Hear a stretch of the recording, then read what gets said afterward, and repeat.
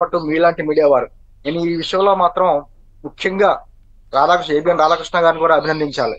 ఆయన కూడా ఎన్ని ఒత్తిళ్లు వచ్చినా లేకపోతే వారికి సంబంధించిన ఛానల్ సంబంధించి ఎక్కడికెక్కడ కట్ చేసినా కూడా అలా నిలబడున్నారు ప్రజల గురించి.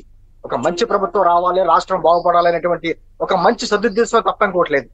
నేను అంటుంది ఈ రోజున మంత్రివర్గ కూర్పు ఏర్పడుతుంది. తర్వాత చాలా మంది ఎమ్మెల్యేలు 164 మంది ఎమ్మెల్యేలో నాకు సంబంధించిన మిత్రులు కూడా అనేక మంది ఉన్నారు. కొంతమంది మిత్రులు ఈ రోజున మంత్రులుగా ప్రమాణ స్వీకారం చేయబోతున్నారు. ఇది ఒక ఆనందకరమైన విషయం.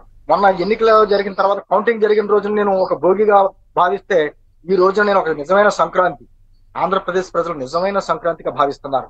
ఎందుకంటే శ్రీహరి గారు మనం ఎన్ని మాట్లాడుకున్నా ప్రజాప్రభుత్వం ఏర్పడిన తర్వాత ప్రజల కోసం పనిచేయాలి తప్ప నేను రాచరికం, నేనే శాశ్వతం, నేనే 30 ఏళ్ళు ఉంటాను, 40 ఏళ్ళు ఉంటాను అనేటువంటి రాచరిక పాలనతో చేసినటువంటి గత ప్రభుత్వాన్ని ప్రజలు మీకు ఇచ్చింది 5 సంవత్సరాల కాంట్రాక్టే, నీకు సరిగ్గా కాంట్రాక్ట్ పనిచేయలేదు కాబట్టి నేను తీసి పక్కన పడేస్తామని చెప్పి ఒక చక్కటి సందేశం. ఈ సందేశం ఒక మన రాష్ట్రానికే కాదు శ్రీహరి గారు, దేశం మొత్తానికి కూడా ఇచ్చారు. మంచి గుణపాఠం అన్నమాట. అంటే ఒక విధమైన రాచరిక పోగొడులతో ఉండే వాళ్ళని మాత్రం ఏ విధంగా తీసుకొస్తారో, ప్రజలు ఏ విధంగా కొంగ తీస్తారన్నది ఇది స్పష్టంగా కనిపిస్తుంది.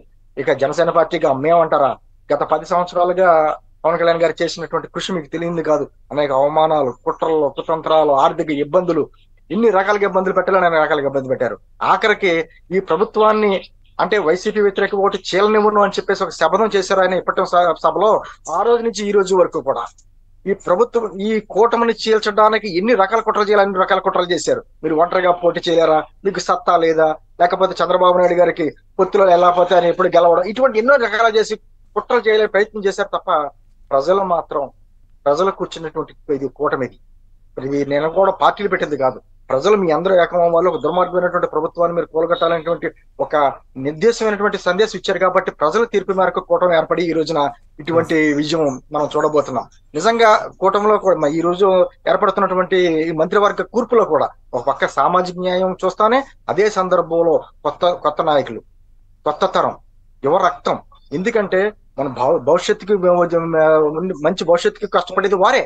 అటువంటి నిజంగా ఇంత కష్టసాధ్యమైనటువంటి ఈ కూర్పు, ఎందుకంటే 164 మంది నెగ్గారంటే వారిలో ఒక 25 మందిని సెలెక్ట్ చేయాలంటే చాలా కష్టం.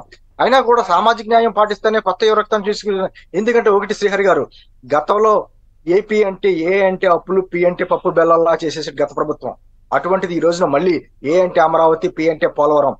అమరావతి కళకళలాడుతుంది, పోలవరం పరిగెట్టబోతుంది. అది నిజంగా ఎంత ఆనందదాయకం అంటే నిజంగా ఈ రోజు రాష్ట్రంలో ఉన్నటువంటి యువత అంతా ఎదురు చూస్తున్నారు. యువత, మహిళలు, నిరుద్యోగులు, ఉద్యోగులు, అసలు ఈ రంగం కాదు ఆ రంగం కాదు, అందరూ కూడా ఈ రోజున ప్రభుత్వం రావాలి, కొత్త ప్రభుత్వం రావాలి, రాక్షస ప్రభుత్వం పోవాలని ఒక కసితో ఓటేశారు. అదే సందర్భంలో సామాన్య ప్రజలు భయంతో ఓటేశారు. మళ్ళీ కానీ ఈ ప్రభుత్వం వస్తే మా పరిస్థితి ఏంటి, మా బిడ్డల పరిస్థితి